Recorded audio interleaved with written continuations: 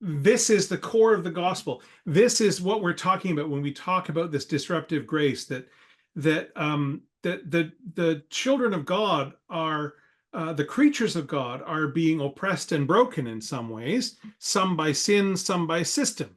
And our willingness to engage with both system and sin in order to restore the human condition in through Jesus Christ and his cross is the core of this synod, because the diocese is focusing very particularly in this area because we're trying to get a better sense of ourselves after decades of change. And I don't want to use the word decay because I don't think it's decay. I think it's a combination of population change and rural depopulation and cultural shift in our communities.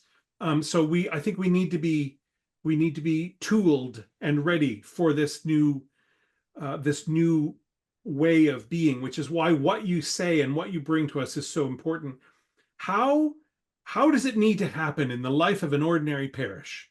If you can just spin for a moment, how do we get that godly restoration, that interruption in both our local parishes and in the world around us? I would hope, I'm reflecting on this because I know sometimes, and I don't know about in Canada, but some of our parish priests, they can say, we're tired. We do so much, just trying to keep the show on the road, to keep the wheels moving. And sometimes we get tired of diocesan initiatives asking us to do more when we already feel that we're doing as much as we can. So how do we get this into the life of an ordinary parish? The only way I can think of is if the parish priests are so encouraged and stirred up that they then want to go out and find the ways to connect to the people in the parish. And that's where the energy has got to come from, because we have to sustain them and nourish them and nurture them with sufficient food that they feel that they are enabled to go out and to share that and encourage others at the same time. So I don't know how Canada is, but I do know how we are. Recently, we had a day where we were just looking at the parish, and we spent some time focusing on what's happening at the parish level. But what we did was we listened in to the stories of what some parishes are doing. And this wasn't any exercise to say some are better than others, but just what's happening in your parish. And what we found was by listening in to each other, people found themselves not top down being told what they must do, but actually horizontally listening in and saying, that's happening there. That's happening there. I might be able to do that. That's something that I could just nudge into being and encourage.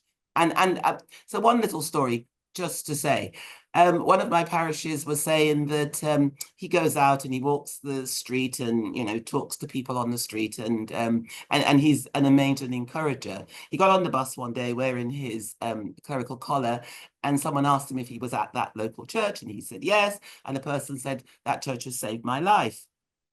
He said to himself, how can that I have saved this person's life? I've never seen them in the church. Long story short, the bells of the church, they ring on the hour, and this person awoke in the middle of the night in a difficult period of life. He heard the bell and he felt God was calling to him to just do something with his life. He didn't do anything. The bell rang again, and finally he got up in the morning and said, thank you, God, I've heard you speak to me. And he went out and started to make the changes that he felt he was being called to make. It is by our presence, it is by our resilience, and it is by our willingness to journey with people. And as we meet them and as we welcome them, people will connect with people who are, I'm trying to think of the word that I know it's an overused word, but who they can feel authentically loves Jesus and loves them. And I think what we're trying to do by these conversations is not bring in any top-down heavy level of theology where people start to feel, oh, I can't do that, it's too much, but actually bringing in concepts and enable people to say, do you know, that's just where I am. I've been in that place. I've been somehow needing to be disrupted by grace, and I'm now able to recognize what that looks like in my life, and I can help other people recognize it in their lives also. That's brilliant. I am so much looking forward to our time together. And I thank you for this moment.